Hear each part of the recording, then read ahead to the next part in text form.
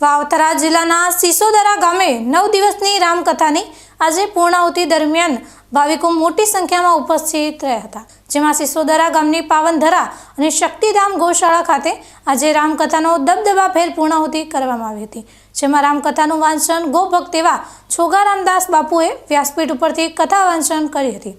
રામકથા દરમિયાન રાજસ્થાનના પતમેડા ગૌશાળાથી પરમ પૂજ્ય બ્રહ્મચારી મુકુંદ પ્રકાશજી મહારાજ સિસોદર ગામે રામકથામાં આવતા તેમનું ભવ્ય સન્માન કરવામાં આવ્યું હતું, જેમાં સિસોદરા ગામે દર વર્ષે ભાગવત કથા, રામકથા જેવા ધાર્મિક કાર્યક્રમો કરવામાં આવે છે, જેમાં સિસોદરા ગામના અનેક સેવકો 9 દિવસ સુધી સેવાના કામમાં ખડે પગે ઊભા રહ્યા હતા, જેમાં આજે રામકથાની પૂર્ણાહુતિ દરમિયાન રામકથા સાંભળવા માટે મોટી સંખ્યામાં ભાવિકો ઉપસ્થિત રહીને ભોજન પ્રસાદ લઈને પોતાની ધન્યતા અનુભવી હતી, જેમાં 9 દિવસ સુધી ભોજનદાતા એવા બાબર નગરપાલિકા પૂર્વ પ્રમુખ હરિલાલ આચાર્ય અને મુખ્ય દાતા શિવરામભાઈ ચૌધરી તેમજ અન્ય દાતાઓનું છોગારામદાસ બાપુના હસ્તે વ્યાસપીઠ ઉપરથી સન્માન કરવામાં આવ્યું હતું।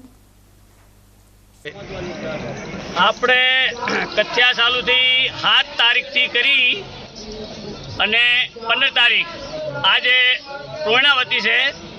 એમાં લોકોએ આજુબાજુના ગામે અને ગામે સૌએ સહયોગ પૂરેપૂરો આલ્યો અને એના સહયોગથી જ આ બધું સુધર્યું કામકાજ।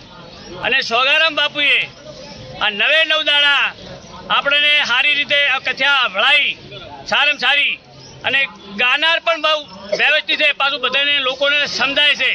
બીજાના કરતાં કથા ભળવાનો ભગતવાની બહુ બધાને લાગણી છે, કારણ કે હજી એમ કહે છે લોકો કે હજી 9 દાડા હોય તો સારું, પણ 9 દાડા તો હવે આપણાથી પૂરું પડે નહીં, ગમે એમ કરો તો પણ ગામે અને બીજા આજુબાજુના લોકોએ આપણી કથા એટલા લોકો સાંભળવા આવ્યા કે ભરચક આમ 9 દાડા રહ્યા, ભરપૂર બધા રહ્યા 9 દાડા, અને હારામ હારી કથા વંથણી અને હારામ હારું ગામે ટાપુ કર્યું, અને આવું ને આવું ટાપુ ગામ કરતું રહેશે।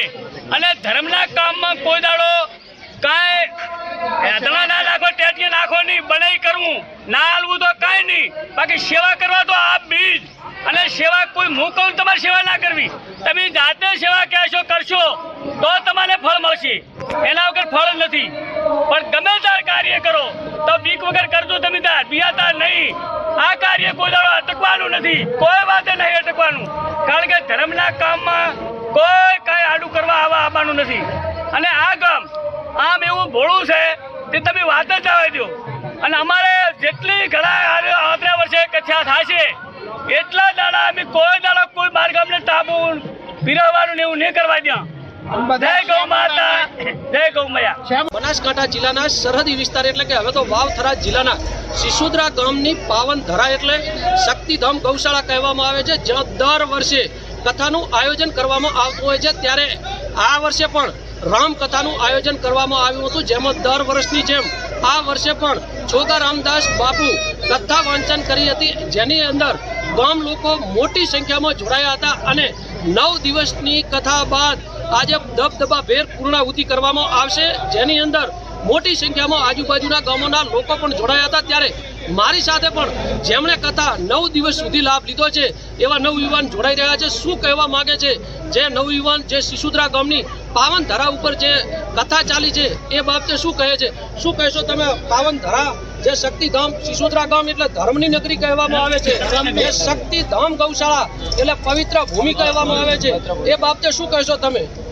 જે અત્યારે કથા ચાલુ છે, આજ 9મો દિવસ ચાલુ છે, આજ છેલ્લો દિવસ છે 9મો, બરાબર। અને 9 દિવસ અમે અહીંયા બધા અમારું આખું ગામ સિસોદરા ગામ આખું સેવામાં, અને આજે 9મો દિવસ છે, બરાબર।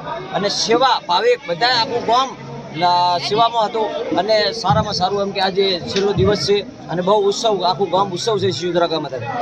તમે જોઈ શકો છો ગામ લોકો મોટી સંખ્યામાં એકઠા થયેલા છે, અને ગામ લોકો કથાથી આનંદિત છે, એટલે કહેવાય કે ભાભર તાલુકાની અંદર સિસોદરા ગામ એક ધર્મની પણ નગરી કહેવાય છે।